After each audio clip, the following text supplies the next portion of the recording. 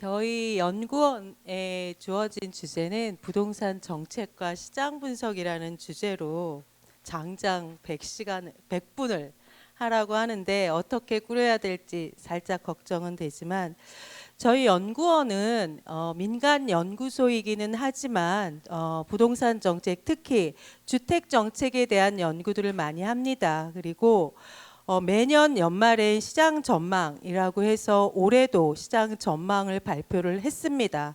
기존에 있었던 다양한 부동산 정책이 나오고 나서의 시장에 어떠한 영향을 줄 것인지 이러한 부분들에 대해서도 연구원에서 많이 연구를 하고 있습니다. 그래서 그러한 주제를 가지고 한번 말씀을 드려보려고 합니다.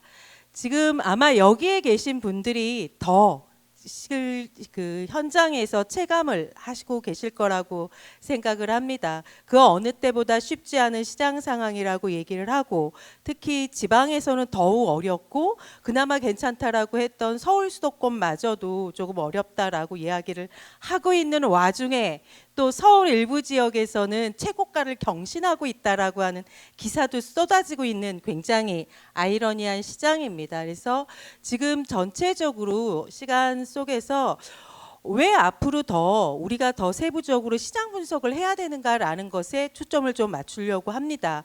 예전에는 우리가 주택 사업을 하든 아니면 시장을 보든 주택을 매입을 하든 판매를 하든 수도권 대 비수도권, 또 최근에는 서울대 경기 인천 광역시 이 정도로 크게 봤지만 앞으로는 지역을 더 세분화해서 볼 수밖에 없지 않을까라는 생각을 가지고 있습니다. 그런 차원에서 이야기를 드리려고 합니다. 오해 주택 사업자라고 쓰지 않았습니다. 우리가 주택법에 보면 주택업자라고 써 있는데 실질적으로 삼성전자라든가 이런 쪽에 금융기관들은 기업이라는 단어를 쓰고 있는데 왜 우리는 기업이라는 단어를 쓰고 있지 않을까요? 그래서 주택업체, 주택업계가 아니고 주택기업으로서 앞으로 우리가 100년을 가든 아니면 성장하는 기업이 되기 위해서는 왜 정부의 정책과 그리고 시장의 분석들이 더 필요한가를 한번 좀 생각하시는 시간이 됐으면 좋겠습니다. 그렇다면 여기에 계신 분들은 다양한 형태로 그리고 주택시장과 주택산업의 참여자로서 어떤 역할들을 하고 계실 거라고 생각을 합니다. 이러한 산업군에 있어서의 참여자로서 지금 뭘 고민하고 계시는지요? 그리고 우리가 무엇을 고민해야 되는지에 대한 화두를 던지고 시작을 해보려고 합니다. 여기에 계신 분들은 아마 각자 처한 회사의 입장도 다르고 또 각각의 맡은 역할에 따라서 가지고 있는 위험이라든가 아니면 고민들이 다 다를 거라고 생각을 합니다. 우리가 아직 다 그런 것들을 알 수 없기 때문에 내가 지금 당면하고 있는 문제가 뭔지, 그리고 내가 처해져 있는 고민이 무엇이고 내가 당장 먼저 해결해야 될 위험 요인들이 무엇인지, 이런 것들에 대한 자기 진단들도 굉장히 중요할 것 같고, 그런 것들과 동시에 그럼 지금 정부는 어떠한 방향으로 가고자 하고 있는 건가, 그리고 그거에 맞춰서 시장은 어떻게 작동을 하고 있는가라는 것들을 보아야 될 필요가 있다라고 생각이 듭니다. 크게 세 가지로 구분을 해서 말씀을 드리려고 합니다. 경제 상황 어떤가요? 우리나라 국내 상황은 어떤가요?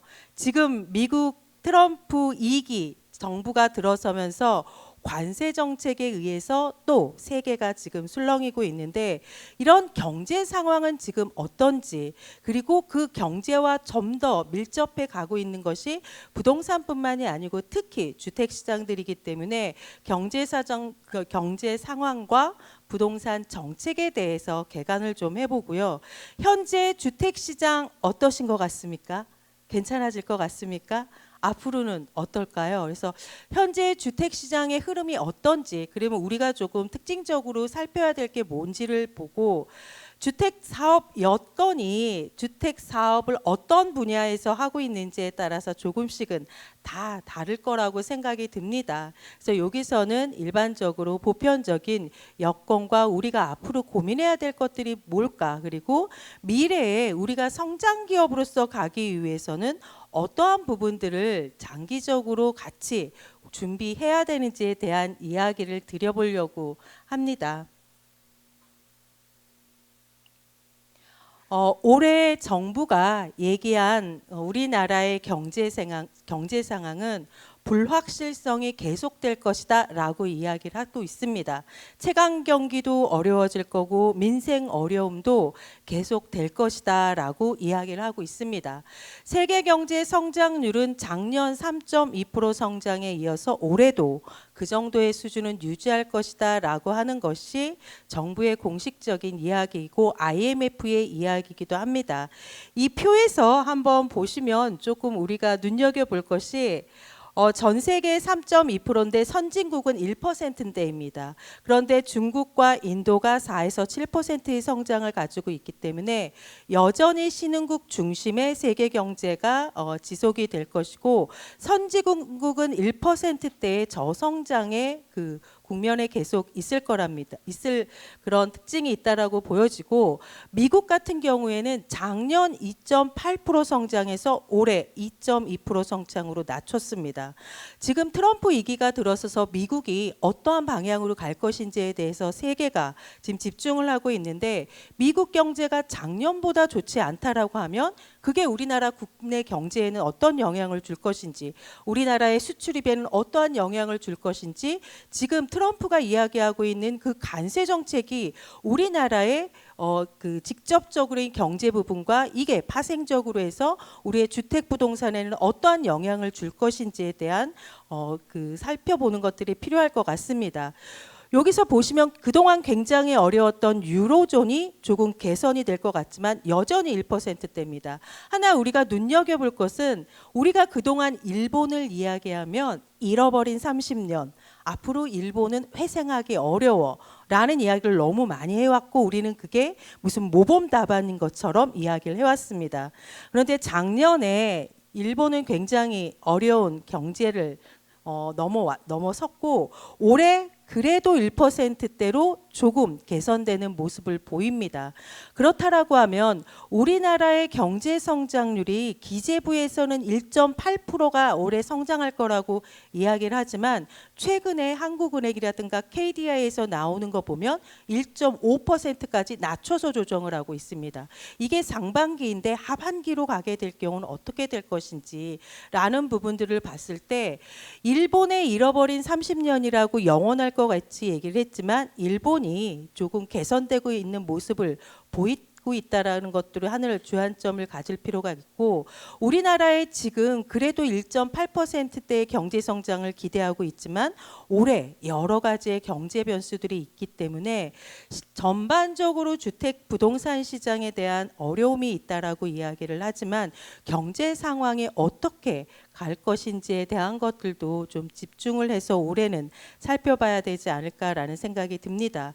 민간 소비도 조금씩은 회복되겠다라고 이야기를 하고 있지만, 지금 정부가 가계대출에 대한 규제, 그 고삐를 늦추고 있지 않기 때문에 이런 가계부채, 그리고 대내외에 있는 불확실성에 대한 리스크가 여전히 있기 때문에 소비 심리는 굉장히 지금 위축되어 있는 상태가 지속될 것이다 라고 정부도 보고 있습니다. 여기에 우리 주택 부동산 시장과 관련이 되어 있는 건설 투자에 대한 예측 부분을 보면, 작년에 1.5%가 감소했는데 올해도 1.4%가 축소될 것이다 라고 전망을 했습니다. 특히 주거용 건물의 부진이 계속되지 않겠느냐라고 하는 게 정부의 공식적인 입장이기도 합니다. 이러한 부분들에 있어서 전반적으로 대내외적인 거시경제가 크게 개선되기 어려운 상황인 거고, 민간에 있는 소비 심리도 굉장히 위축되어 있는데 주거용 건물에 있어서의 건설 투자도 크게 회복되기는 어렵지 않겠는가라는 것을 기재부 중심으로 정부에서도 보고 있는 부분들이 있습니다. 그런데 올해 많은 기사에서들도 나오고 있지만, 아파트 입주 물량은 줄어들 거야라고 하는 그 이야기들이 굉장히 많습니다. 우리가 아파트 입주 물량이 줄었을 게 주는 주택 시장에 있어서의 전세 가격에 대한 상승 부담, 그것들이 계속 지속이 되다 보면 사람들이 주택 구매에 대한 상승 욕구들이 커지고 있는 그런 관계성들을 볼 때 전반적으로 거시 상황들은 그렇게 핑크빛은 아니지만 우리가 그동안에 공급되었던 물량들이 계속 줄고 있었기 때문에 올해 아파트 입주 물량은 보시는 것처럼 조금 늘 것 같지만 여전히 전체적으로 줄 수밖에 없는 그런 흐름들이 같이 시장에 내재되어 있다라는 것도 볼 필요는 있습니다. 이 부분은 그러면 우리나라가 작년에 비상계엄 선포도 있고 그리고 엊그저께는 또 대통령께서 이제 그 석방도 되시고 그래가지고 정치적으로 굉장히 혼란스러운 상황입니다. 이런 상황에 있어서 그럼 우리나라의 그 거시 상황 전반적인 것들을 한눈에 볼 수 있는 도표입니다. 이건 통계청의 국가통계 포털에 들어가면 경기순환시계라는 이름으로 그 제공을 하고 있습니다. 매달 공표가 되고 있는 건데 이 사각형에서 회색 연두색은 상승, 그리고 오른쪽으로 가게 되면 둔화, 그리고 나서 붉은색 쪽으로 가게 되면 하강, 그리고 노란색 쪽으로 오면 회복이라고 하는 우리가 일반적으로 알고 있는 경기 사이클입니다. 그래서 상승, 둔화, 하강, 회복, 이러한 그 네 개의 분면에 10개의 지표로 선정되어 있는 그 거시경제 지표가 어디에 위치해 있는가라는 것만 보더라도 지금 경제 상황이 어떠지? 라고 직관적으로 이해를 할 수가 있습니다.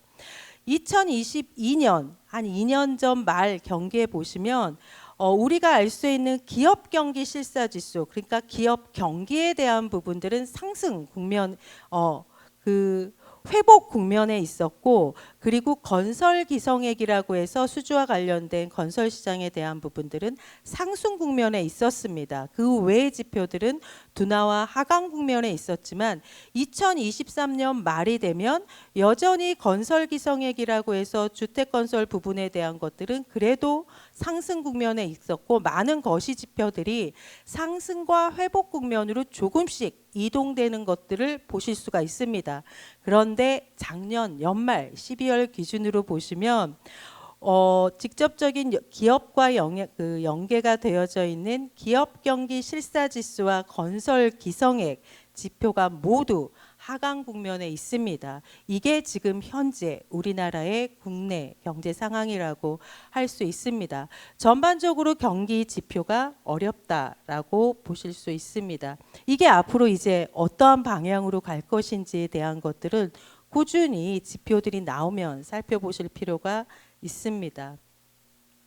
국내 상황은 그런데 그러면 우리가 비상계엄도 했고 또 대통령도 석방이 됐고 매일 강화문과 여의도에 나눠져서 찬반 집회를 하고 있고 사실 굉장히 어수선해 보일 수 있을 것 같은데, 그럼 외국에서 보는 우리나라는 어떠한가라는 것을 볼 수 있는 지표가 CDS 프리미엄 지표라는 것입니다.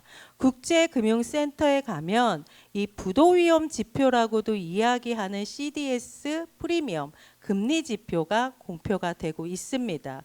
이거는 매일 기준으로 나오기 때문에 그래프에서 보시면 파란색의 그래프가 위로 갈수록 굉장히 부도 위험이 높아지기 때문에 이 나라는 굉장히 투자의 위험이 있어 라고 외국에서 판단을 한다는 겁니다. 우리나라가 그 22년 9월 달에 레고 사태가 터지면서 그 이후에 부동산 PF 문제가 불거지기 시작을 했는데, 이 레고랜드 사태가 발발을 했을 때 그래프가 가장 높은 지점에 있는 게 보이실 겁니다. 이 당시에 외국에서는 한국에 투자하면 안 되지 않아? 라고 하는 그런 인식들도 굉장히 많았고, 최근에 여기서 보시면 여기 높아질 때가 비상계엄이 있어서 굉장히 어려웠을 때고, 이때 해외에서 여러 가지의 그 해외 투자를 기획하고 있으셨던 기업에서는 갑자기 해외 투자자들이 투자 철회를 한다거나 보류를 한다거나 이런 식의 어려움들을 굉장히 많이 겪었을 수 있었습니다. 그런데 최근에 들어오면 이것들이 안정화되고 있는 것이 보여집니다.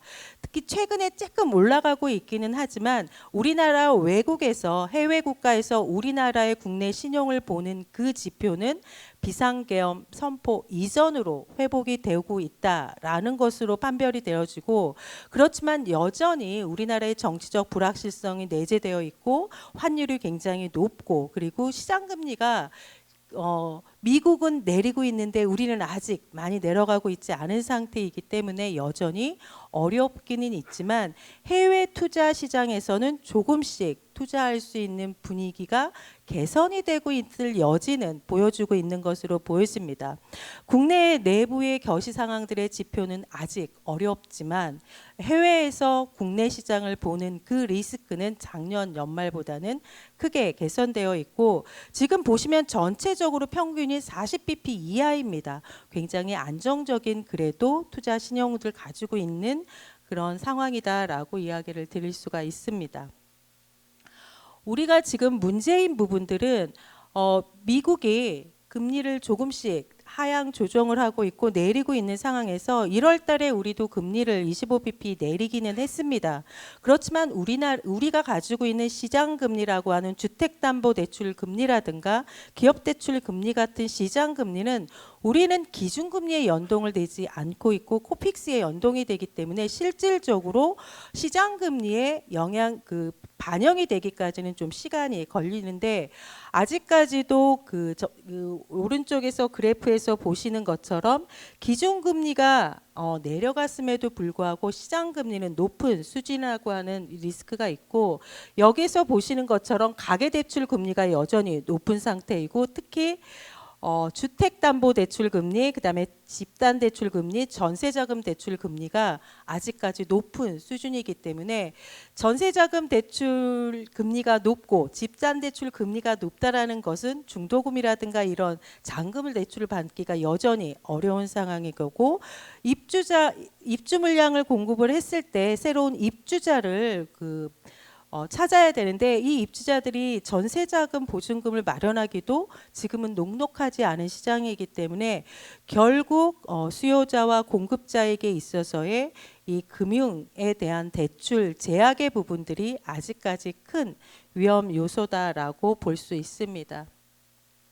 이러한 상황에서 최근에 정부가 너무나 어렵다라고 얘기하고 지방건설 경기가 굉장히 침체돼서 지역산업이 다 굉장히 위축되어 있다. 그리고 지방업체를 중심으로 회생 절차라든가 법정 관리를 들어가는 기업들, 폐업하는 기업들이 많이 늘어나다 보니 지방건설 경기 활성화 대책을 발표를 하고 얼마 전에 발표를 했습니다. 그리고 이제 한 달 정도 다 되어 가는데, 정부가 이 시기에 이 건설 경기 활성화 대책을 발표했을 시기에 거시 상황에 대한 정부의 진단은 내수 회복이 지연되고 있고 좀 어렵다. 그리고 대내의 불확실성 확대가 여전히 남아있다라는 부분들입니다. 이 두 가지들 때문에 결국 경기가 유지되기보다는 하방 압력이 확대될 수밖에 없는 상황이라고 하면 25년 올해 경제 성장률 당초에 말씀드렸던 1.8% 달성하기 어려울 것 같다라는 얘기로 한은과 KDI가 계속 하향 조정을 하고 있습니다. 이러한 부분들이 더 이상 경기가 하강되어지고 있는 부분들을 그대로 둘 수 없기 때문에 건설 부분에 있어서는 일단 지방 중심으로 수주 감소가 되면서 어려워지는 투자 감소, 고용 부진 이 문제를 해결해 보겠다. 그리고 중공업 미분양이 지금 굉장히 많이 늘어나고 있습니다. 그래서 이 중공업 미분양 증가로 인한 지역 경제 문제를 회복시킬 수 있게끔 정책을 추진해 보겠다라는 큰 전제를 가지고 시작을 하고 있습니다. 그래서 지역 경제 활성화, 그리고 부족한 유동성, 아까도 말씀드렸던 것처럼 그 자금 조달이 굉장히 어려운 상태이기 때문에 유동성을 지원하고 건설 투자를 할 수 있게끔, 그래서 경기가 더 하방 압력을 받지 않을 수 있게끔 해보겠다라는 목표를 가지고 지역개발 사업을 확대하고 재정 집행을 좀 더 조기에 투자하고 지방 부동산 시장을 회복할 수 있는 방안을 만들고 공사비와 같은 어떤 자금 부담에 대한 완화들도 추진하겠다라고 이야기를 하고 있습니다. 전반적으로 건설 사업에 대한 여건도 개선하겠다라고 얘기를 해서 세부 과제들을 제시를 하고 있습니다. 물론 이러한 것들이 정부가 대책을 발표한다고 해서 당장 시장에 작동이 되어서 실질적인 효과를 나타낼 수 있다라면 너무 좋겠지만 우리가 많은 경험이 있다시피 정부의 정책이 시장에 어떤 실질적인 효과를 내기까지에는 조금 시간이 걸린다라고 보여집니다. 일단 정부가 하겠다라고 하는 추진 방향은 곳곳에 철도 지화하는 사업들을 일단 시작하겠다라는 거고 국가 산단 사업들을 본격적으로 더 많이 하겠다. 용인의 반도체 산단 등을 비롯해서 산단 사업들을 통해서 지역 경제를 조금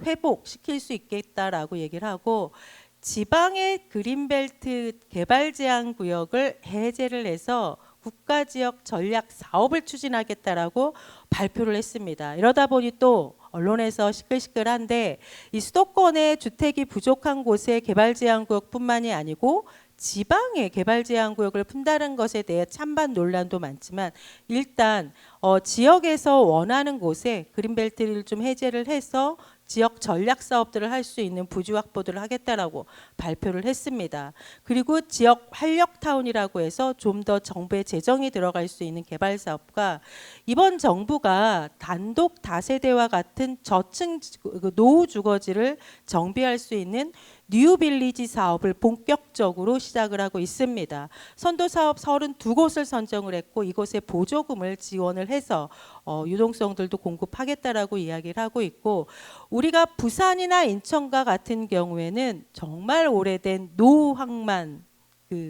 곳입니다. 그래서 오래전부터 재개발을 하겠다라는 얘기를 하고 있지만 여전히 이제 항만을 개발에 좀 더 투자하겠다라는 것과 하나 우리가 조금 볼 필요가 있는 것은 너무나 경기가 위축된다라고 하는 위험 시그널들이 많기 때문에 정부가 재정을 조기에 집행하겠다라고 하는 목표를 세웠습니다. 주요 공공기관들이 한 18조 정도 되는 돈을 상반기에 대량으로 공급을 할 예정입니다. LH가 올해 발주 물량이 21조 원, 철도공단도 6조 원, 도로공사 4조 원 이런 각각의 공공기관이 가지고 있는 수주 물량들을 상반기에 집중적으로 조금 집행을 하고 특히 LH와 같은 곳에서는 택지라든가 아니면 신축 매입 약정 주택이라든가 다양한 사업 방식을 통해서 지금 조기에 상반기에 재정 집행을 통해서 실질적인 경기의 위축을 좀 방어하기 위한 전략들을 가지고 있습니다. 옆에서 보시는 것처럼 LH는 작년 말부터 올해 1월까지 4만 4천 호의 신축 매입 임대를 하겠다라고 약정을 했습니다. 그래서 그 약정을 한 사업자하고는 조기에 대금을 지급해서 유동성을 좀 공급할 수 있는 방법들에 대해서 추진을 하고 있고 지방 중공업 미분양은 LH가 3,000호를 직접 매입하겠다라고 발표를 했습니다. 이 LH가 직접 매입하게 되면 실질적으로 이제 매입 단가를 조정하거나 이러한 후차적인 문제들은 남아 있지만 중공업 미분양을 가지고 원가가 이미 다 들어간 상태에서 유동성의 문제를 직면하고 있는 기업 입장에서는 이 미분양을 LH에 매도할 수 있는 기회의 창구가 열렸다라고 생각이 듭니다. 그리고 그동안 매입형 등록임대 원래 등록임대는 모든 유형을 했었는데 지난 정부를 넣으면서 아파트는 매입해서 등록할 수 없게 규제를 만들었습니다.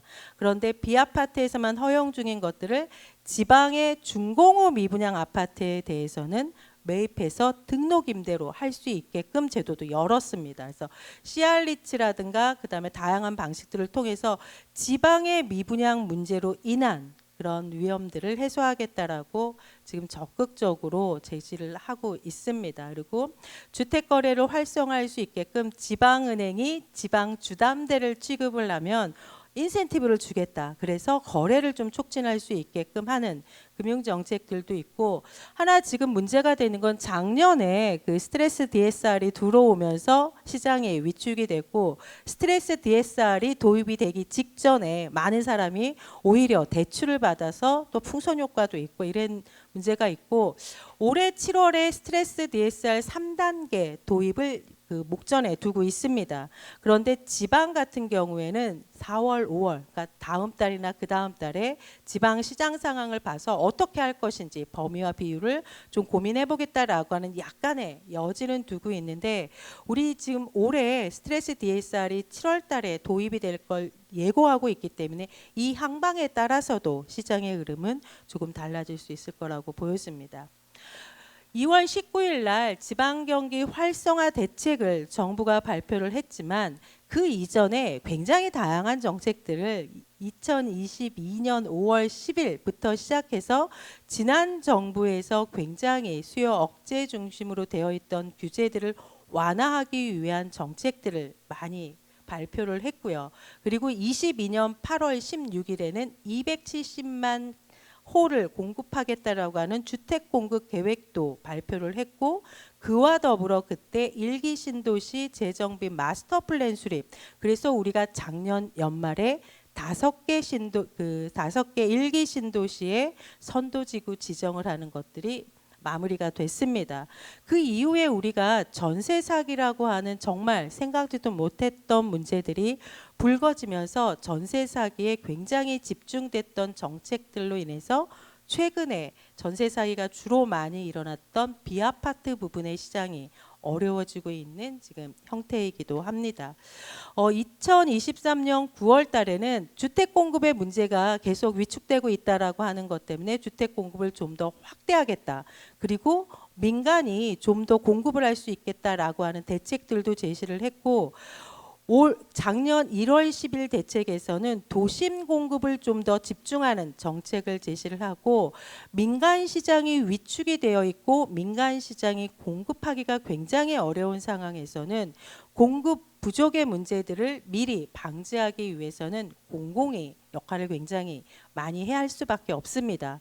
그러다 보니 공공주택 공급을 25만 2천 호까지도 하겠다라는 대책도 발표를 했고, 도심 내의 주택을 빠르게 공급할 수 있는 방법은 과거에도 그랬고 도시형 생활주택과 같은 그런 단지형이 아닙니다. 그래서 도시형 생활주택이라든가 오피스텔 규제들을 완화를 해서 도심의 주택 공급들이 들어갈 수 있게끔 하겠다라고 하는 대책도 발표를 했습니다.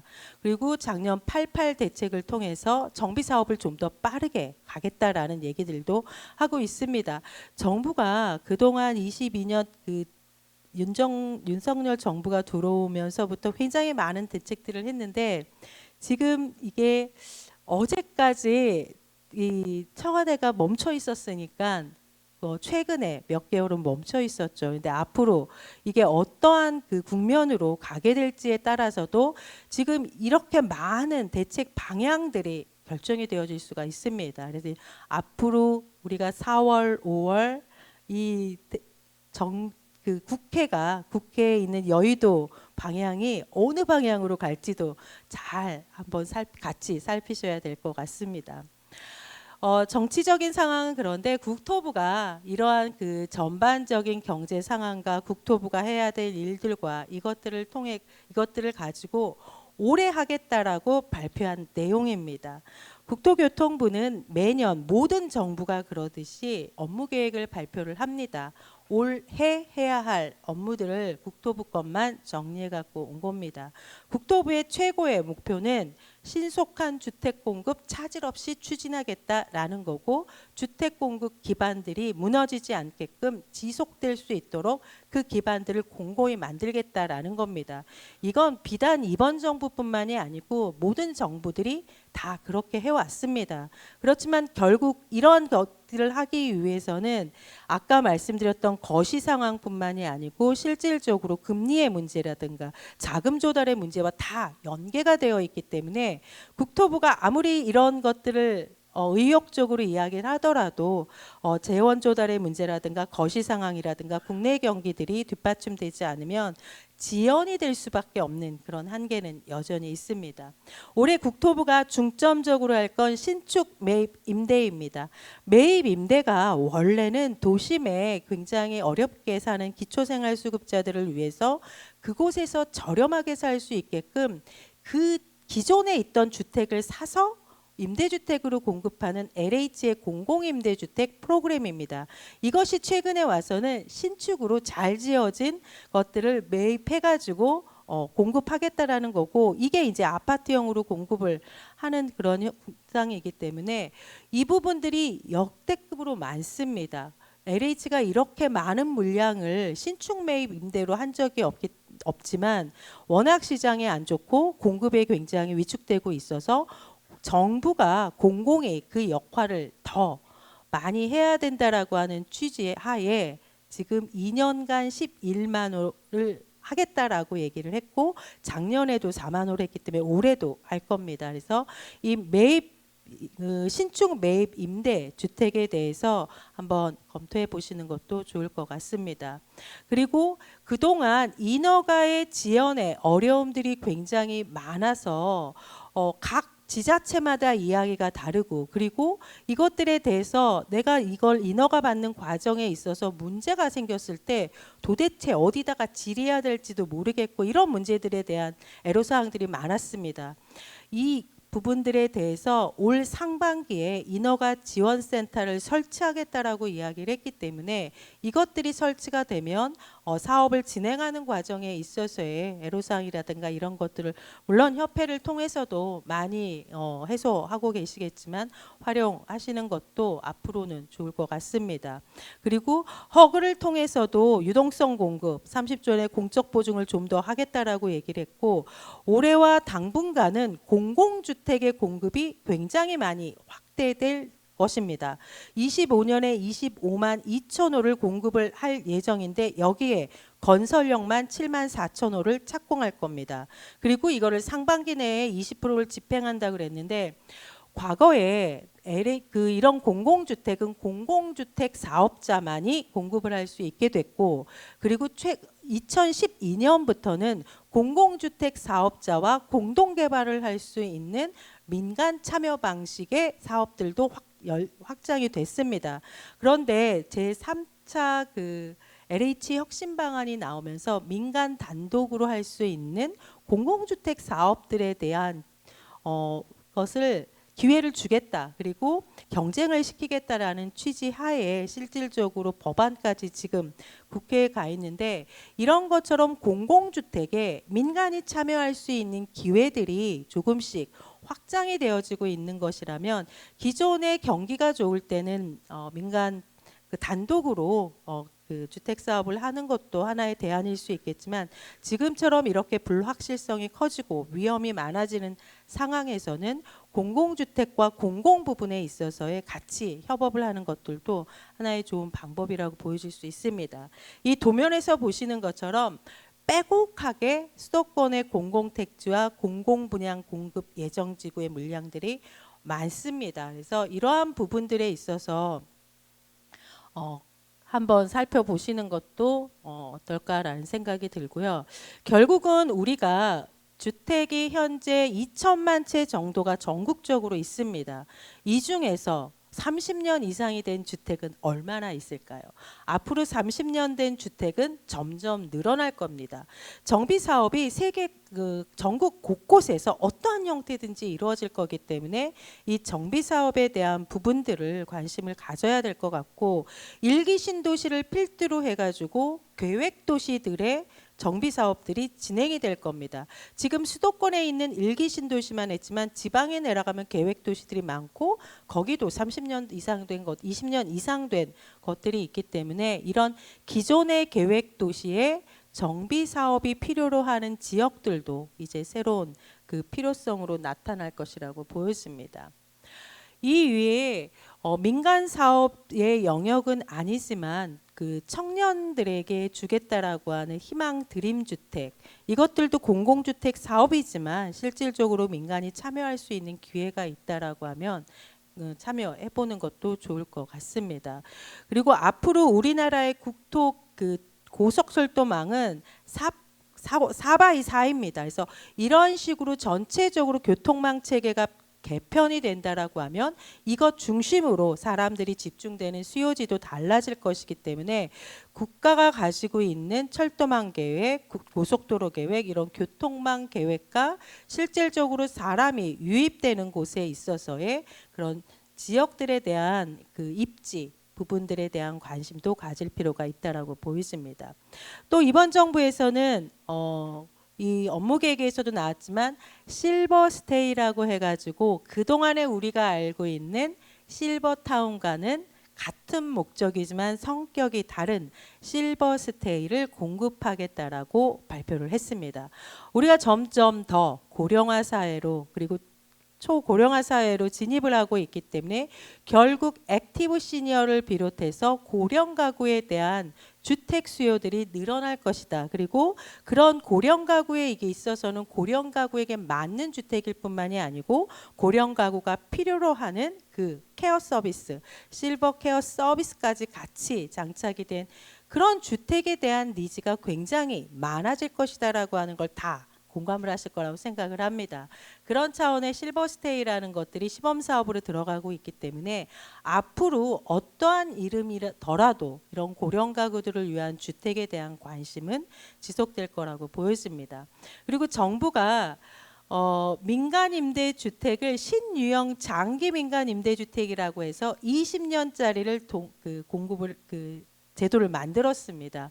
우리가 민간임대주택은 뉴스테이라고 해서 2008년 금융위기를 지나면서 도입이 됐는데 그게 지난 정부를 거치면서 공공지원 민간임대주택이란 이름으로 바뀌었고 공적 규제가 조금 강화되었습니다. 그러다 보니 많이 민간 시장에서 참여하는 것들이 제약이 많았는데 그런 부분들을 좀 달리해서 실질적으로 민간들이 들어갈 수 있는 장기 민간 임대주택이라고 하는 새로운 유형을 도입을 했습니다. 이게 그 경제성이 있느냐, 사업성이 있느냐, 이게 실효적이냐 굉장히 논란들이 많습니다. 아직 시작을 하진 않았기 때문에. 그렇지만 어떤 뭔가의 새로운 사업 모델로서 나와 있는 부분들이기 때문에 이것들이 나에게 도움이 될지 안 될지는 한번 꼼꼼히 따져보는 것도 필요하지 않을까라는 생각이 듭니다.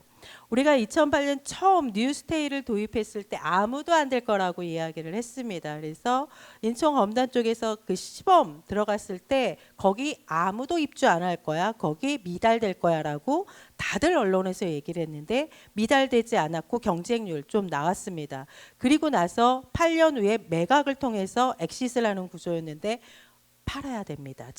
지금 8년 전과 8년 후 시장을 생각을 하시면 이게 어떠한 상황일 건지는 상상을 해보시면 좋을 것 같습니다. 물론 20년짜리 민간임대주택의 이렇게 불확실성이 큰 시장에서 20년을 예측할 수 없는데 당장 내일도 모르겠는데 내가 20년에 그 현금 그 플로우를 보면서 사업에 들어간다라는 거 분명히 리스크가 있을 수 있습니다. 그렇기 때문에 그것이 가능할 수 있는 지역이 어딘지 그리고 그것들을 공급을 했을 때 들어올 수 있는 수요자가 어디에 있는지 좀 더 꼼꼼히 따진 후에 사업 구상을 해야 될 필요가 있다라고 보였습니다. 지금 정부가 뭐 곳곳에서 철도 지하화도 하겠다라고 하지만 진짜 개인적으로는 이거 진짜 할 수 있을지는 의구심이 들지만 이런 식으로 굉장히 많은 기본적인 인프라 사업과 더불어서 그것들을 중심으로 새로운 주거 형태의 개발 사업들을 만들어내고 있고 이 뉴빌리지라든가 지역 활력 타운에는 굉장히 많은 정부 지원들이 들어갑니다. 그래서 새로운 정부 사업 모델들에 대해서도 한번 그 관심을 가져주시면 좋을 것 같습니다. 시니어 레지던스라고 하는 것은 국토부가 발표하지 않았습니다. 기재부, 그다음 보건복지부, 뭐 행안부 다 모여가지고 관계부처가 발표를 했습니다. 우리 고령화 사회에 있어서 그동안 우리에게 있었던 고령자용 주택은 노인복지주택이라고 해서 시설로 규정되어 있는 실버타운 이게 우리나라에 지금 9,000호 정도 있는 겁니다. 그리고 요양병원 그다음에 재가요양 서비스 이거는 정말 그 복지를 위한 서비스들이고 LH가 저소득 고령 가구에게 공급하는 고령자 복지주택 프로그램도 있습니다. 문제는 이 중간에 실버타운은 너무 비싸고 고령자 복지주택은 저소득층을 위해서 공급되는 고령자 주택이다 보니 이 중산층이 들어갈 수 있는 고령 가구를 위한 맞춤형의 주택이 없다라고 하는 그런 부분들에 있어서 이 중산층이 들어갈 수 있는 고령자에게 맞는 주택들을 공급하자라고 해서 실버스테이라고 하는 개념이 도입되었습니다. 작년 하반기에 시범 공모를 시작을 했습니다. 이거 관심이 있었을까요? 관심이 없었을까요? 여기 계신 분들은 실버스테이 민간임대주택에 관심이 있으십니까? 맨 밑에 보시면 첫 번째 공모에 27개 기업이 참여 의사를 제출했습니다. 건설사 10곳, 그리고 금융신탁사 5곳, 시행사 8곳. 주택사업이라고 하는 영역이 이제는 주택업을 전문으로 하는, 건설업을 전문으로 하는 기업만의 고유 영역은 이제 아닌 것 같습니다. 이게 점점 더 서비스라고 하는 것들이 장착되어야 되고 자금을 조달하는 문제와 임대주택으로 가게 되면 관리를 해야 되는 문제들이 있다 보니 다양한 참여자들이 이 사업에 진출을 하고 있습니다.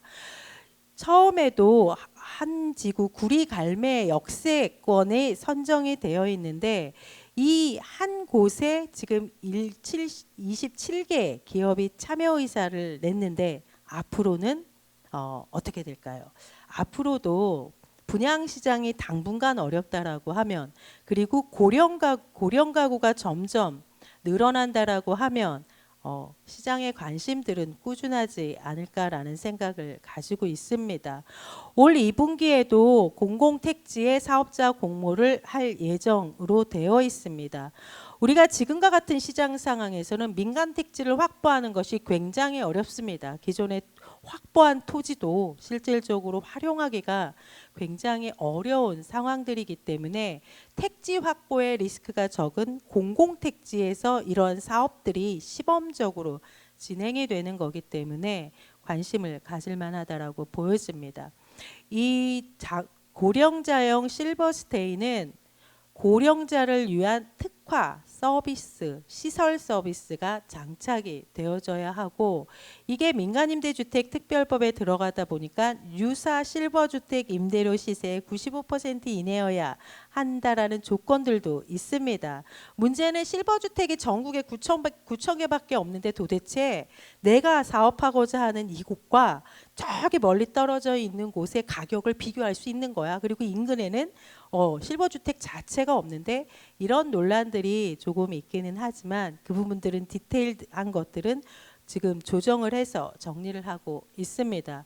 이 실버스테이는 민간임대주택 특별법에 따라서 공급되어지는 모델이고, 노인복지주택은 노인복지법에 있는 실질적인 하나의 시설로서 특징이 있기 때문에 조금은 다르다라고 하는 부분들을 아실 겁니다. 그래서 서비스가 중요하고 그다음에 어떤 건설 기준을 갖춰야 되는지는 용역을 해서 맞추겠다라고 했기 때문에 우리가 기존의 주택을 일반 주택을 지을 때 가졌던 주택 건설 기준하고는 달라질 겁니다. 기본적으로 고령자를 위한 유니버셜 디자인도 하라고 할 거고 배리어 프리도 하라고 할 거고 그렇기 때문에 이 건설 기준에 대한 부분들, 그리고 임차인의 자격, 그리고 세대 믹스, 요즘에 또 유행하는 것 중에 하나가 세대 공전형, 그래서 여러 세대가 같이 살 수 있는 단지형으로 만들겠다라는 얘기도 있고, 서울의 오세훈 시장께서는 정비 사업할 때 거기에 실버 케어할 수 있는 그 시설을 넣으라고 요구도 하고 있고 이런 거기 때문에 앞으로 우리 사회에 있어서 어떤 인구 구조 변화에 따른 이런 주택수의 니즈는 있을 거라고 보여집니다. 결국 특히 여기에서 중요한 것은 헬스케어라는 것입니다. 그래서 의료와 예전에는 우리가 상업, 문화 뭐 이런 것들과의 연계가 중요했다라면 이제 이런 단지들 같은 경우는 의료와의 연계들, 요즘에는 우리나라는 아직 안 되지만 미국에서는 하고 있는 원격 진료 같은 것들에 대한 그 실험들도 많기 때문에 의료 케어를 해줄 수 있는 그런 서비스와의 연계 이런 것들도 더 중요해질 거라고 보여집니다. 이 민간 장기 임대 주택은 아무나 이렇게 막 하기에는 뭐고 정부가 시범 사업이기 때문에 일단은 이렇게 시작을 합니다. 100세대 이상이고 20년 이상 임대주택 서비스를 해야 될 것 같아 라고 시작을 하고 있습니다. 크게 자율형, 준자율형, 지원형 세 가지의 유형으로 구분을 하고 있고 여기서 동그라미와 X표의 숫자만 보시더라도 지원형은 예전에 있었던 공공지원 민간임대주택처럼 공공이 일반적으로 조금 지원을 하고 있기 때문에 공적 의무가 강화되어 있습니다. 그런데 반면에 자율형은 규제와 지원을 최소화해서 민간이 조금 자유롭게 하겠다라고 하는 취지를 가지고 있기 때문에 임대주택에 있어서 가장 논란이 되고 있는 초기 임대료 규제를 자율형은 하지 않습니다. 다만 이미 그 주택임대차보호법에 있는 계약갱신 청구권에 있는 2+2 그리고 임대료 상승률 5% 정도 하는 걸로 되어 있습니다. 그래서 이게 지금 이제 시작이 되었고 구리갈매지구가 첫 시범을 들어가고 있는 거지만 앞으로 민간임대주택 특별법에서 새로운 사업 모델로서 유지될 거기 때문에 앞으로의 정부 추이와 그리고 시범사업에 들어가는 그 업계의 동향들도 한번 살펴보시면 좋을 것 같습니다. 이 부분들은 이 자율형, 준자율형, 지원형을 포함한 이 민간임대주택을 20년짜리를 공급하면 여기에서 보시는 것처럼 다양한 인센티브를 주겠다라고 이야기를 하고 있습니다. 도시계획 부분에서 보시면 국계법에 우리는 용적률 법정 상한이 있습니다. 이거에 1.2배까지도 상향할 수 있는 결국 용적률 인센티브가 들어온다라는 부분들이 있습니다. 그리고 공공임대주택을 정부가 인수할 때 표준건축비로 인수를 하죠. 그런데 이거를 기본형 건축비 80% 수준까지도 상향하겠다라는 얘기가 있고 주차장 기준 완화에 대한 얘기들도 있습니다. 그렇기 때문에 자율형에 적용이 되는 것도 있고 안 되는 부분들도 있기 때문에 실질적으로 한번 어떤 유형에 관심을 가지실지 한번 판단을 해보시면 좋을 것 같습니다. 특히 금융 부분에 보시면 PF 금융 요즘에 굉장히 어렵습니다. 안 되고 있는데 PF 보증을 지원하겠다라고 하는 이야기들도 있기 때문에 자금 조달에 조금 수월한 측면들도 있을 수 있습니다. 그래서 이러한 것처럼 장기 유형의 그 민간임대주택을 만든 건 고령 가구들이 안정적으로 주거 살 수 있는 그런 임대주택을 공급하겠다라고 하는 국민의 주거 안정 목표를 가지고 정부가 만든 겁니다. 그래서 이게 사업화돼서 사업 모델로서 자리를 잡으려면 민간 사업자가 들어갔을 때 어느 정도의 운영비가 나오고 수익 구조가 나와야 되는 구조이기 때문에 그렇기 위해서 현재의 제도에서 개선이 되어야 될 것들이 실질적으로 사업을 실행을 하다 보면 저는 나올 거라고 보여집니다. 정책을 처음 입안해서 기획해서 제도화하는 단계에서 미처 발견하지 못했거나 알 수 없었던 것들이 현장에서 집행을 하다 보면 나오기 때문에 그런 것들은 정책 입안자들이 알 수가 없습니다. 그런 것들은 여기 계신 선생님들께서 협회를 통해서든 아니면 국토부 담당 과를 통해서든 계속 제도가 개선되어야 할 부분들이 뭔지 무엇을 더 보충을 하며 훨씬 더 좋은 제도로 거듭날 수 있는지에 대해서는 알려주셔야 된다라고 생각을 합니다. 그래서 연구원도 좋고 협회도 좋고 뭐 담당 민간임대과에서 할 거니까 그런 그 정책적인 불합리한 것들을 규제 혁신도 하고 있기 때문에 그런 것들을 계속 이야기를 넣어주시면 좋을 것 같습니다. 이 부분들은 우리가 뉴스테이 예전에 15년도에 나왔던 뉴스테이 현재 있는 공공지원 민간 임대주택 그리고 새로 나오는 신유형 장기 임대주택을 정리해 놓은 겁니다. 그래서 나중에 궁금하시면 한번 살펴보시면 어떠한 차이들이 있는지 좀 아실 수 있을 겁니다. 보시면 예전에 뉴스테이는 됐는데 지금 장기 유형은 안 되는 것도 있고 예전엔 안 해줬는데 되는 것도 있습니다. 그래서 사업이 조금 다를 수 있기 때문에 보시면 될 것 같습니다. 결국 정부가 이런 장기 임대주택을 도입을 하고자 하는 이유들은 이 민간 임대주택 시장을 영세한 개인 민간 임대가 아니고 늘 얘기하는 일본처럼 기업형으로 좀 만들었으면 좋겠다. 대형화하고 전문화하는 그런 민간 임대 사업자를 육성하자, 이런 목적들도 많습니다. 이것을 통해서 결국 새로운 일자리도 만들기를 기대하고 있는 거라고 볼 수 있습니다. 우리가 이런 임대시장의 수요가 그럼 과연 있는 건가? 라고 하는 부분들에 대한 의구심을 가질 수 있습니다. 우리나라 전체 가구의 31%가 민간 임대, 즉 개인들이 제공하는 임대주택에 살고 있습니다. 그런데 등록임대, 지금 장기유형 같은 등록임대가 7%밖에 되지 않습니다. 나머지는 그냥 개인들이 아름아름 이렇게 제공하는 셋집에 살고 있는 건데, 그러다 보니 우리 지금 굉장히 국가적으로 어려움을 겪고 있는 전세 사기 문제가 터지고 있는 겁니다. 임대 가구가 전체 844만 가구 정도가 있습니다. 이 중에서 공공임대, LH 같은 공공임대에 살고 있는 가구가 186만 가구, 민간임대가 658만 가구입니다. 그런데 공적 지원과 규제가 있는 것은 공공임대와 등록 민간임대주택만 해당이 됩니다. 330만 가구밖에 되지 않습니다. 그럼 나머지 514만 가구가 일반 그냥 개인들이 제공하는 임차주택에 살고 있는 건데, 이들에게 등록된 민간임대주택을 공급해 준다라고 하면 이들은 더 선호할 수 있다라고 보여집니다. 예전에 연구원에서 등록임대주택에 대한 수요자 조사를 했을 때 수요자는 이게 등록임대주택인지 몰랐다라고 하는 응답도 생각보다 많았고요. 등록임대주택에 살고 보니까 너무 안정적이고 너무 좋더라, 이런 응답이 굉장히 많았습니다. 아직까지 시장에서는 이게 공적으로 안정적으로 보장이 되는 등록임대인지 아닌지에 대한 그 인지가 조금 낮기는 하지만, 이런 등록 임대 시장으로 갔을 경우에 주거 안정성들을 더 보장할 수 있어서 정부는 이런 정책들을 계속 추진하려고 하고 있다라고 말씀을 드릴 수 있습니다. 우리나라에 공짜로 살고 있는 사람도 생각보다 많습니다. 81만 가구는 공짜로 살고 있습니다. 공짜의 이유는 다양하지만 있습니다. 이러한 상황에서 우리 정부는 10년 단위로 우리가 앞으로 주거의 정책 방향을 어떤 방향으로 갈 건지를 수립하게 되어 있습니다. 이거를 토대로 지금까지 말씀드렸던 25년의 업무계획도 수립이 되어진 겁니다.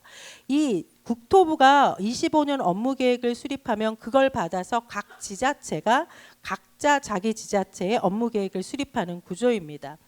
작년, 재작년에 나왔습니다. 23년부터 32년까지 정부는 앞으로 주거 계획들을 이런 방향으로 갈 겁니다. 인구 가구 구조 변한다. 여기에 고령화라는 키워드가 있고요. 1인 가구가 있습니다. 우리 너무나 잘 알고 있는 거고, 주거 양극화가 더 심해질 것이다 라고 보고 있습니다. 이미 서울 내에서도 일부 초고가 아파트와 서울 외곽에 있는 집값의 격차도 점점 심해지고 있기 때문에 전국토적으로 보더라도 주거 양극화가 굉장히 심해질 거고, 그리고 수도권으로의 인구 집중은 더 될 것이고, 수급 분양, 수요와 공급이 맞지 않는 그런 지역들도 많아질 거라고 이야기를 하고 있습니다. 우리나라의 주택 보급률이 102.5%로 100%가 넘었기 때문에 집이 필요 없어, 이런 이야기를 하고 있지만 이거는 굉장히 잘못된 이야기인 거고, 주택의 수요와 공급 측면에서의 균형이 되어져 있는가라는 걸 보면 굉장히 균형이 맞춰져 있지 않다라고 이야기를 드릴 수 있습니다. 수도권의 상황과 지방의 상황이 굉장히 다르기 때문에 어떤 사업 계획을 수립할 때도 수도권과 지방은 다른 차원에서의 접근이 필요하다라고 보여집니다. 특히 주택 수급 측면에서 보면 아파트에 대한 주거 만족도가 굉장히 높습니다. 근데 점점 더 그렇다라고 하면 비아파트에 있는 사람들이 내가 여력이 되면 아파트로 이주하고 싶은 그 수요들이 우리가 주택 보급률 100%라고 하더라도 나올 거기 때문에 그러면 아파트로 가고 싶어하는 신규 수요들이 얼마나 되며 누구이며 어디에 있는지, 이들은 어디로 가고 싶은지에 대한 이주 의향들이 굉장히 중요해집니다. 2023년 2100만 가구를 가지고 분석을 해보면 이주 의향, 나 이사 갈래, 한 5년 내, 이런 가구 비중은 6.2% 정도 됩니다. 134만 가구 정도가 되는 걸로 나오고, 이 중에서 그러면 아파트로 갈 거야 라고 한 사람들이 58%로 78만 가구 정도가 됩니다.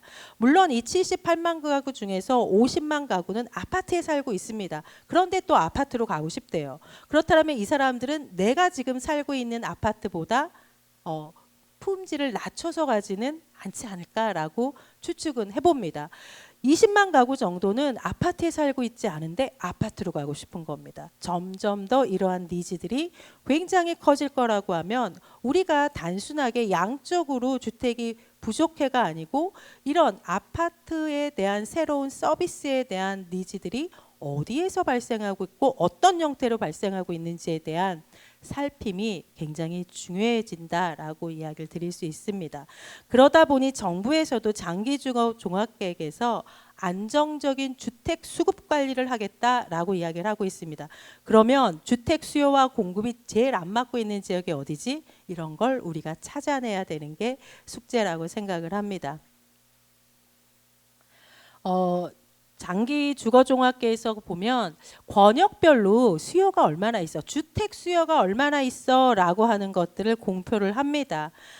가구가 증가해서 나오는 요인, 그리고 소득이 증가하면 또 주택을 좀 더 넓힐 수도 있고 뭐 1가구 2주택 해서 지방에 별장 같은 걸 둘 수도 있는 것이고, 그리고 노후주택이 많은 지역들은 집을 멸실하게 됩니다. 집이 새로 만들어지기도 하지만 정비사업을 통해서 집이 멸실이 되어지거나 아니면 빈집 같은 경우는 철거를 하는 경우도 있기 때문에 재고가 줄어들기도 합니다. 이런 것들을 다 고려해서 정부가 추산을 한 게 연간 33만 호에서 45만 호 정도가 되는 것 같더라.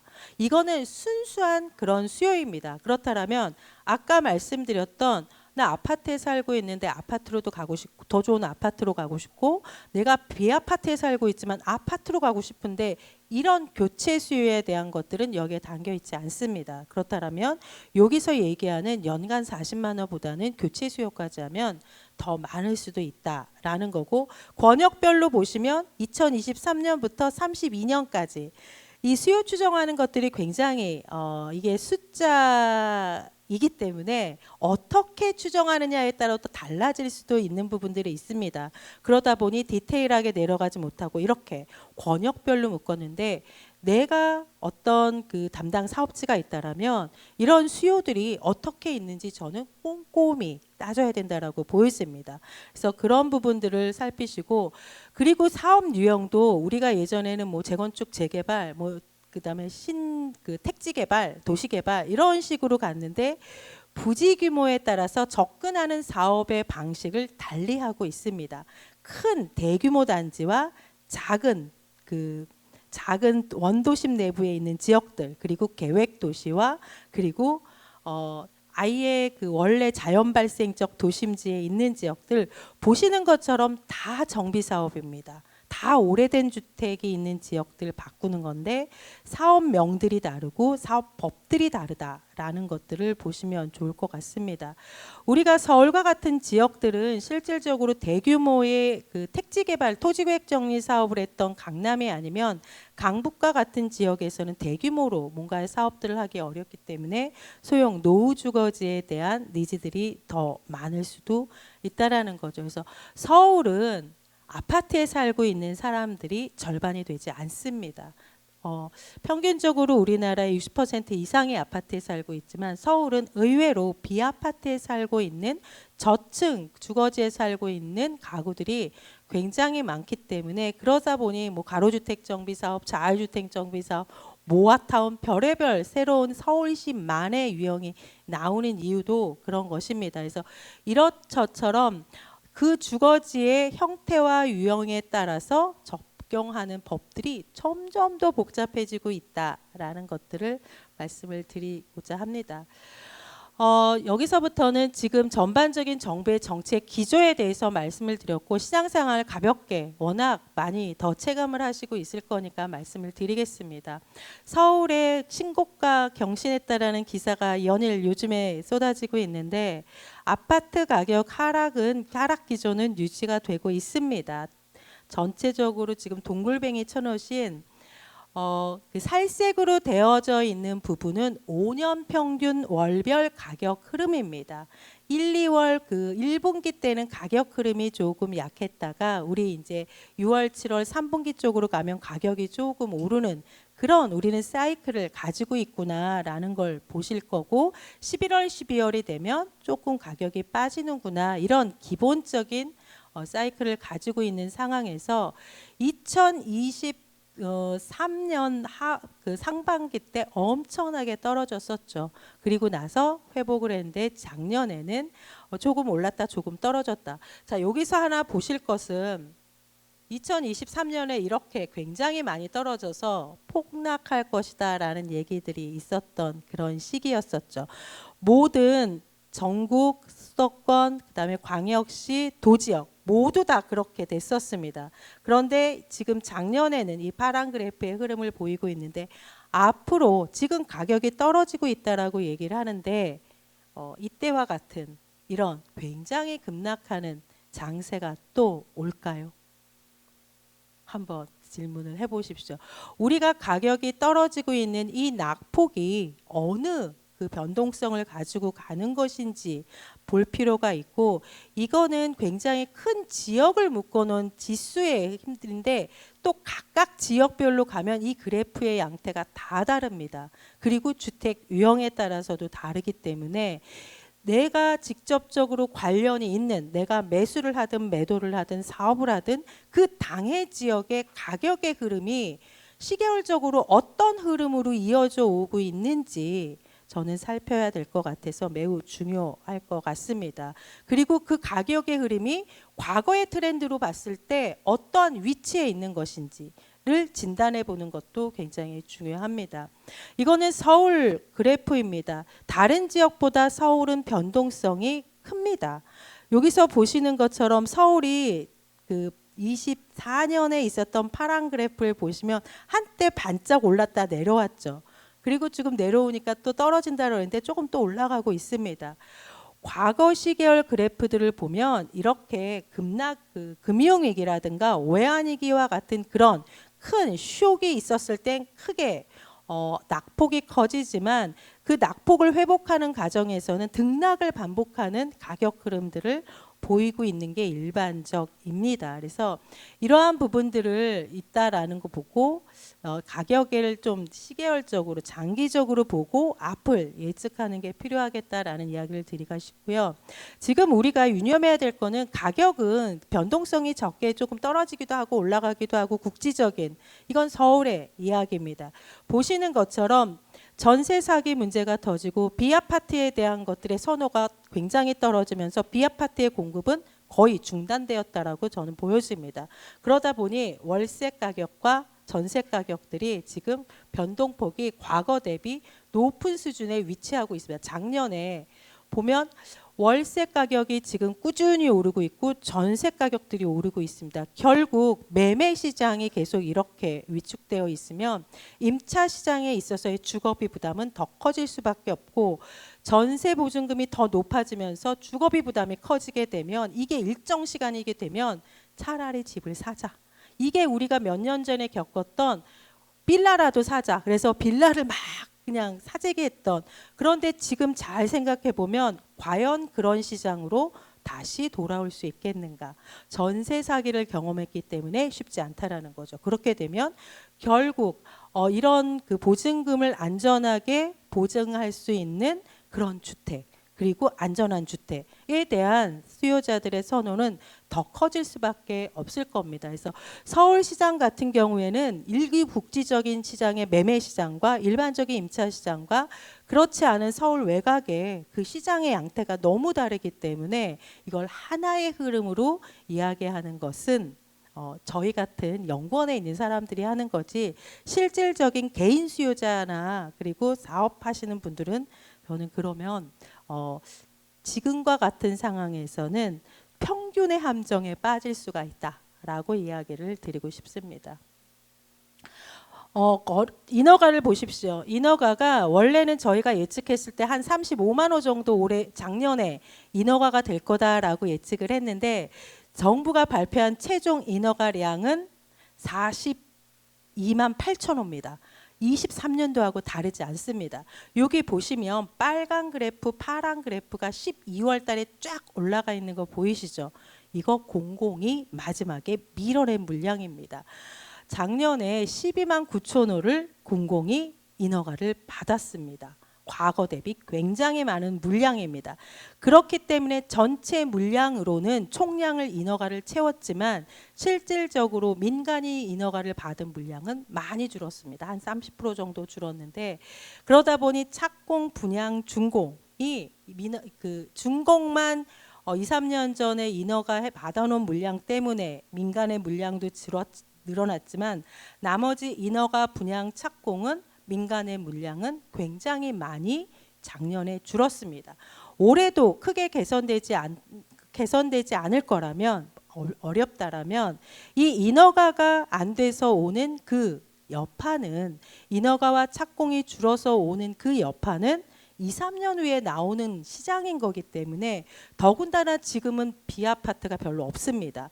그러니까 아파트 인허가를 받은 것들이 물량적으로는 과거 대비 크게 줄지는 않았지만 착공이 못 들어가고 있는 시장이기 때문에 이게 나오는 시점이 언제일지를 이렇게 역산을 해보면, 그래서 우리가 한간에 26년에 공급이 굉장히 어려워지는 거 아니야? 공급 물량이 줄어드는 거 아니야?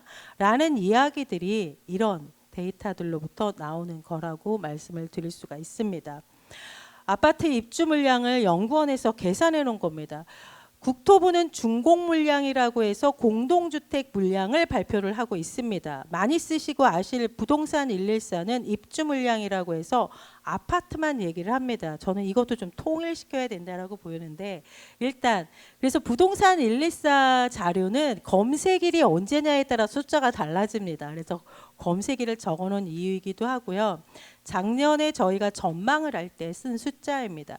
보시는 것처럼 입주 물량이, 예정 물량이 연간 전국으로 30만 호가 넘는데 올해 26만 6천 호로 줍니다. 그러니 입주 물량이 줄어라고 계속 이야기를 하는 건데, 이것을 보시면 그럼 어느 지역에서 줄어드는 거냐라는 것들을 이거 광역시 정도까지만 가지고 왔는데, 이 부동산 114 자료를 보면 시군까지도 다 볼 수 있습니다. 그래서 당해 사업 지역에 어떠한지를 좀 체크할 필요가 있을 것 같고, 서울의 물량은 크게 줄지 않습니다. 그러니까 서울은 입주 물량이 부족하지 않아 라는 얘기가 나오기도 합니다.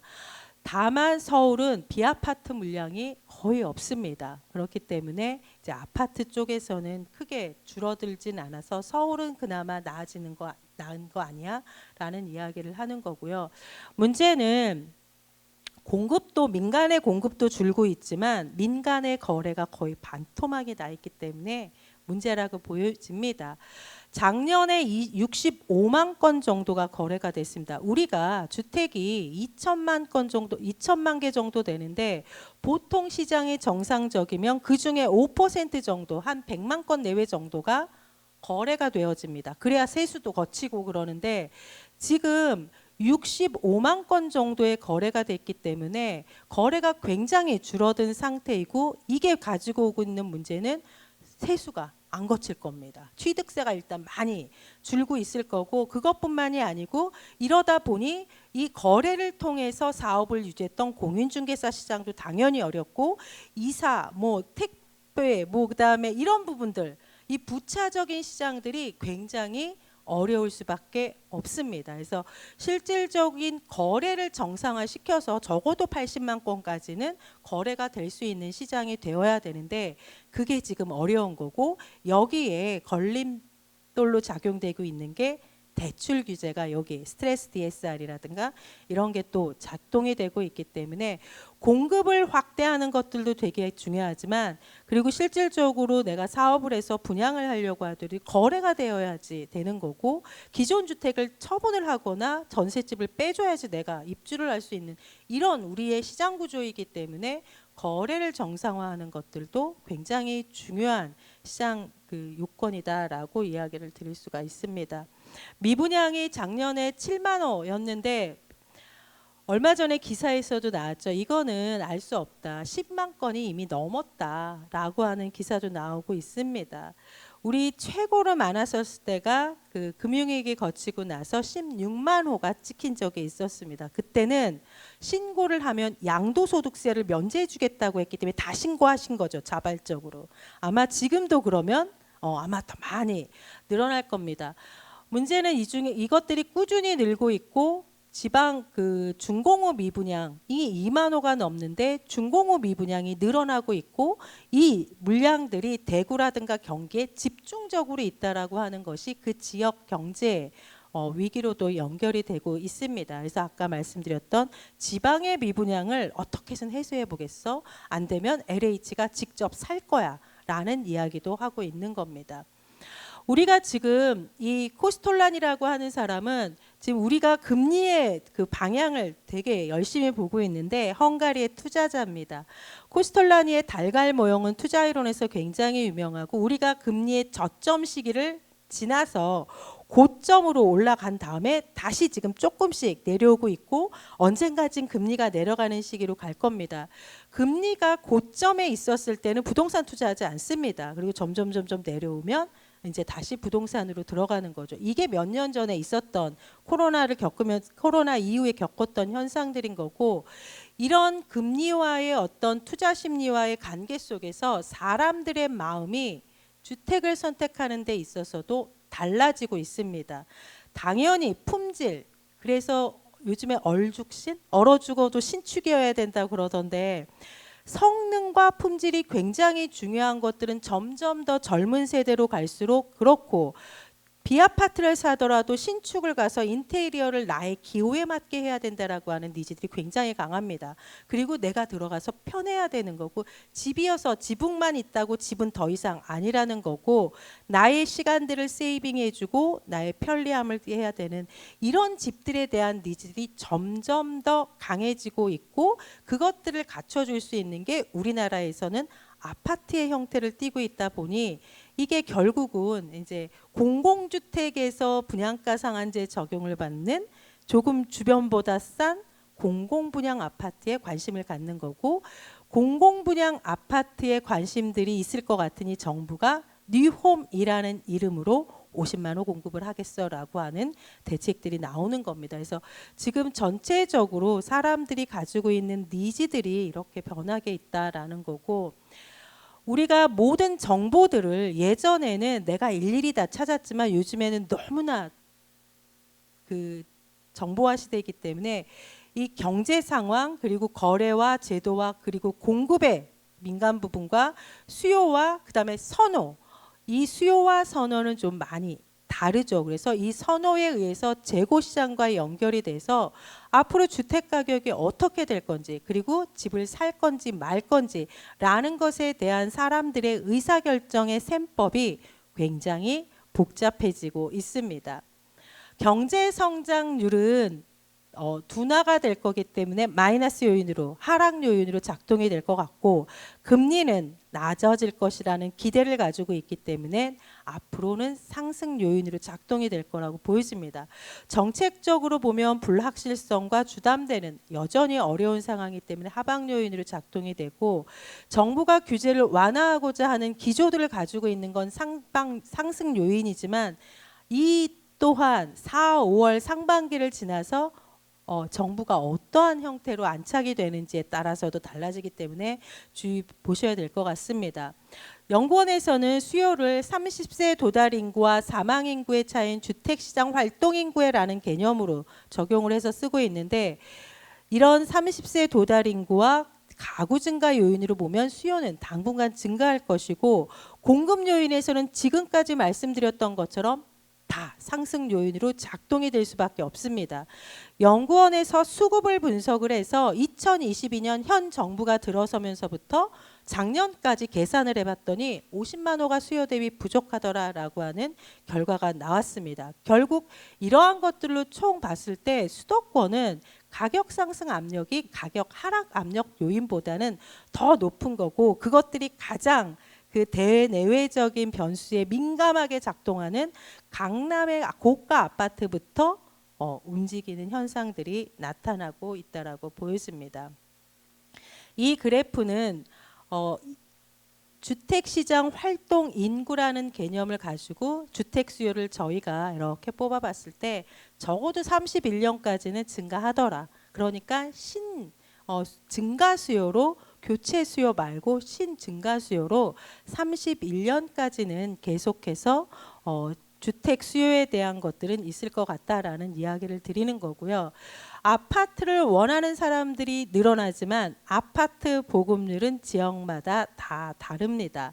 다 50% 정도가 다 넘죠. 광역시들은. 특히 집값이 가장 안 오른 광역시는 광주입니다. 광주는 주택 보급률도 높지만 아파트 거주율이 72%나 됩니다. 그렇기 때문에 광주와 같은 지역과 그 다음에 대전은 조금 낮을 텐데, 대전 어딨죠? 대전은 60%가 안 됩니다. 각 지역별로 주택의 양은 다 같더라도 실질적으로 사람들이 선호하는 아파트의 그 보급률이 다르기 때문에 좀 이런 지역적 차이를 살피셔야 될 필요가 있고, 서울은 45% 정도만 아파트입니다. 즉 55%는 비아파트이기 때문에 그 시장 특성이 다르다라고 이야기를 드릴 수 있고, 아까 말씀드렸던 그 교체 수요로 본 그런 이사 계획이 있는 가구들입니다. 제가 아까 말씀드렸던 건 최근에 나온 23년 기준으로 오늘 분석에서 나온 결과를 말씀드린 거고, 그런 것들을 토대로 보면 이런 것처럼 이사를 갈 사람이 얼마나 있는지, 이 이사를 갈 사람이 어디로 가는지에 대한 디테일한 분석들을 다 할 수 있습니다. 그래서 선호, 입지, 규모 이런 것들을 볼 수 있기 때문에 이런 것들을 더 분석을 하실 필요가 있겠다라는 얘기를 드리고, 자, 맨 밑에 표에서 보시면 이건 크게 변화하지 않습니다.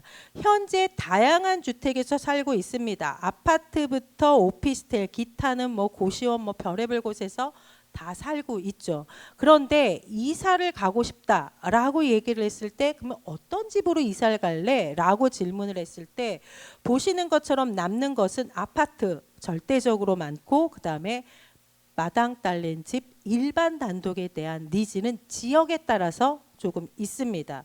절대적으로 줄어드는 건 다가구 단독에 대한 니즈는 많이 줄어들고, 우리가 오피스텔을 굉장히 많이 공급을 하고 있죠. 1인 가구들이 많이 늘어나고. 그런데 이거는 장기적으로 내가 거주하는 집이 아니기 때문에 실질적으로 수요가 한정적일 수 있어서 오피스텔이 주로 많은 건 서울과 그 다음에 일부 광역시에 굉장히 많습니다.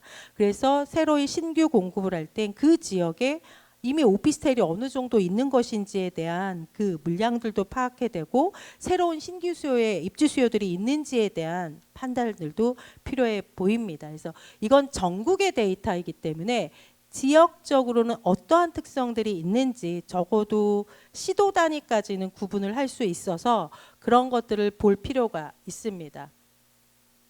지금 청약시장에서는 작년 1년 동안 309단지가 청약을 했습니다. 보시는 것처럼 붉은색은 미달 지역들입니다. 붉은색이 더 많아진 것만 보더라도 미달 지역들이 많아지고 있는 위험이 있다. 그렇다라고 완판된 단지가 없느냐? 그거 아닙니다. 그래서 미분양이 발생한 단지 55%, 그리고 분양에 성공한 단지 45%입니다. 그러면 45%의 인 단지는 어떤 특징이 있는 건지도 볼 필요가 있고요. 물론 지역 우위성들이 절대적으로 있을 수 있겠지만 이 미분양이 나는 단지와 그다음에 청약의 분양에 성공한 단지들의 사업 전략 같은 것들도 잘 살펴봐야 될 것 같고, 공사비 그다음에 인건비의 급등으로 인한 분양가가 엄청 높아지고 있어서 이 가격 경쟁력에 의한 부분들이 되게 고민이 될 요소라고 판단이 되어집니다. 낮게 받을 수도 없고 높게 받을 수도 없는 딜레마가 있는 이 분양 가격을 내 사업 구조를 맞추면서 어떻게 합리적인 것으로 책정할 것인가도 되게 중요한 사업 결정 요소라고 보여집니다. 빠르게 말씀을 이제 드리겠습니다. 한 10분 정도만 더 하고, 시장 분석을 볼 수 있는 지표들은 굉장히 많습니다. 더 세부적으로 봐야 될 지표들이 많은데 그럴 수 있는 시간이 아니어서 개략적인 것만 말씀을 드린 거고요. 미분양 청약 단지들을 분석을 해보면 85제곱미터를 초과하는 것일수록 청약 경쟁률이, 물론 완판 단지도 나간 단지도 있지만 떨어집니다. 평균적으로. 그래서 미분양 물량도 85초과는 계속 늘고 있는 게 보입니다. 그리고 분양가가 일정 수준을 넘어서면 청약률이 뚝 떨어집니다. 진짜 고가 주택이 아닌 이상은 가격 경쟁력에서 뒤처지면 사람들의 선택을 받기 어렵다라는 거고, 지금처럼 자금 조달이 어려운 상황에서 조달이 안 되는 상황에서의 가격이 부분이기 때문에 수요자들이 감내하기가 어려울 수도 있는 부분들이 있어 보입니다. 지금 상황이 어려운데 앞으로 올해 그리고 언제 우리나라의 국가 경제가 좀 많이 개선이 될지는 잘 모르겠지만, 지금 당장은 우리가 저성장이라고 하는, 그리고 1%대에 좀 올라도 2%대에 아까 선진국의 성장률을 보셨던 것처럼 저성장입니다. 이게 저성장이고 아니고 이제 성숙한 사회가 됐기 때문에 고도 성장을 종식한 거죠. 그래서 우리가 더 이상 고도 성장의 사회가 아니고 이제는 안정적인 이런 저성장의 그런 국면에 있는 상태에서 고환율의 고금리의 고임금의 조달 비용도 높은 이런 상황에서 우리가 사업 포트폴리오를 어떻게 가져가야 될 거냐는 과거와는 다른 양태들이 필요해서 고민을 해야 될 것 같습니다. 전체적으로 과거의 구조로 우리가 기존에 맞췄던 수익 구조를 맞출 수 없다라면 이제 어떻게 해야 될까? 어떤 방식으로 수익 구조를 맞춰야 될 것인가? 라는 것에 대한 깊은 고민이 필요하고, 이렇게 어려운 상황에서도 신문 기사에 수주 1조 클럽 달성한 중견사 이런 얘기들도 많이 나오고 있습니다. 이런 기업들이 가지고 있는 전략들이 뭔지도 탐색할 필요가 있다라고 보여지고, 각각의 기업이 가지고 있는 장점이 뭔지를 빨리 찾아야 될 것 같고, 수주를 전통적인 주택 사업에서 좀 다각화, 우리가 투자도 포트폴리오를 짜는 것처럼 이 사업 포트폴리오가 필요해 보입니다. 대형사 같은 경우에 여러 분야가 있으니까 가능하지만 주택만 전문적으로 했던 경우에는 어렵기 때문에 이 트렌드에 맞춰서 임대에 대한 부분들, 서비스에 대한 부분들, 새롭게 나오는 어떤 새로운 업역으로의 확장의 가능성이 있는 곳에 대한 탐색이 중요할 것 같고, 당장은 공공이 엄청난 발주를 하고 있기 때문에 이 공공공사를 통한 수주의 기회도 놓쳐서는 안 될 겁니다. 주택 사업 이외에 이제 비주택으로 서비스도 있을 수 있고 다양한 것들을 고민을 해야 될 것 같습니다. 민간 참여 공공주택 사업에 참여의 기회가 더 확장이 올해 될 거고, 비아파트와 소규모 사업에 대한 지원들을 더 정부는 많이 하려고 하고 있습니다. 그리고 새로운 주거 서비스라고 하는 것들이 특히 고령 특화형 주택으로 갈수록 헬스케어와 같은 서비스는 더 중요해질 수밖에 없기 때문에 이런 새로운 서비스 시장에 대한 관심들도 우리가 사업 포트폴리오를 다각화하는 데 도움이 되지 않을까라는 생각이 듭니다. 마지막입니다. 우리가 지금 올해를 넘어서서 어떤 국면으로 들어가야 되고 어떠한 사람들이 살고 있는지에 대해서 고민을 해야 될 것 같습니다. 우리는 이제 4만 불로 당해가고 있는데 안정적인 저성장에서 우리는 이제 질적 사회입니다. 우리는 양적 사회가 아니기 때문에 질적 사회에서 원하는 게 무엇인지, 그리고 90년생대들이 본격적으로 들어오는 MZ가 주요 시장의 소비 계층입니다. 이들이 원하는 게 뭔지, 이들은 집도 아파트가 집이라고 생각하는 이 내 회로를 가지고 있더라고요. 그래서 또 여기에 어느 정도의 경제력이 있는 신중년들이 사회로 나오고 있습니다.